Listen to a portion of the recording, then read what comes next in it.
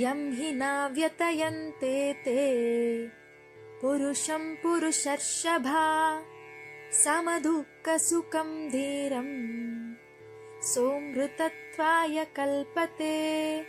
ಅನುವಾದ: ಓ ಗಂಡುಗಲಿಯೇ, ಯಾವ ಶರೀರವನ್ನು ಇವು ಕಾಡಲಾರವೋ ಅವನು ಸುಖ ದುಃಖವನ್ನು ಸಮನಾಗಿ ಕಾಣಬಲ್ಲ ಧೀರ. ಅಂಥವನು ಸಾವಿಲ್ಲದ ತಾಣವನ್ನು ಸೇರಲು ತಕ್ಕವನಾಗುತ್ತಾನೆ. ಕೃಷ್ಣ ಮುಂದುವರೆದು ಹೇಳುತ್ತಾನೆ, ಯಾವ ಪುರುಷನಿಗೆ ಮಾತ್ರ ಸ್ಪರ್ಶ ಕಾಡುವುದಿಲ್ಲವೋ ಅವನು ಸುಖ ದುಃಖವನ್ನು ಸಮನಾಗಿ ಕಾಣಬಲ್ಲ ಧೀರ ಎಂದು. ಇಲ್ಲಿ ಪುರುಷ ಎನ್ನುವ ಪದ ಬಂದಿದೆ. ಪುರುಷ ಎಂದರೆ ಗಂಡಸು. ಗಂಡಸರಿಗೆ ಮಾತ್ರ ಸಾಧನೆ ಮೋಕ್ಷ ಎನ್ನುವ ಮೂಢನಂಬಿಕೆ ನಮ್ಮಲ್ಲಿದೆ. ಆದರೆ ಪುರುಷ ಎಂದರೆ ಪುರದಲ್ಲಿ ಇರುವ ಜೀವ.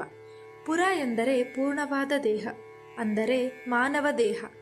ಆದ್ದರಿಂದ ಪುರುಷ ಎಂದರೆ ಮಾನವರು ಅಥವಾ ಸಾಧಕ ಜೀವ. ಸ್ಥೂಲ ಶರೀರದಲ್ಲಿದ್ದೂ ಕೂಡ ಯಾರಿಗೆ ಮಾತ್ರ ಸ್ಪರ್ಶದಿಂದ ಬರುವ ಸುಖ ದುಃಖ ಬೇರೆ ಬೇರೆಯಾಗಿ ಕಾಣುವುದಿಲ್ಲವೋ ಆತ ಸುಖ ದುಃಖವನ್ನು ಸಮನಾಗಿ ಕಾಣಬಲ್ಲ ಧೀರನೆನಿಸುತ್ತಾನೆ.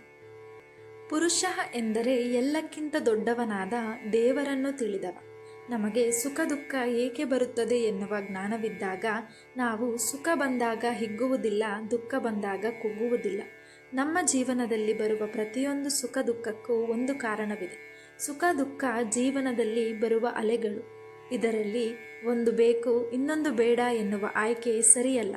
ಯಾವುದು ಬಂತೋ ಅದಿರಲಿ ಎಂದು ಬದುಕಬೇಕು. ನಮಗೆ ಸುಖ ದುಃಖವನ್ನು ಇನ್ನೊಬ್ಬರು ದ್ವೇಷದಿಂದ ಕೊಡುವುದಲ್ಲ, ಅದು ನಮ್ಮ ಕರ್ಮಫಲ. ಸುಖ ದುಃಖವನ್ನು ನಮಗೆ ಕೊಡುವವನು ಭಗವಂತ.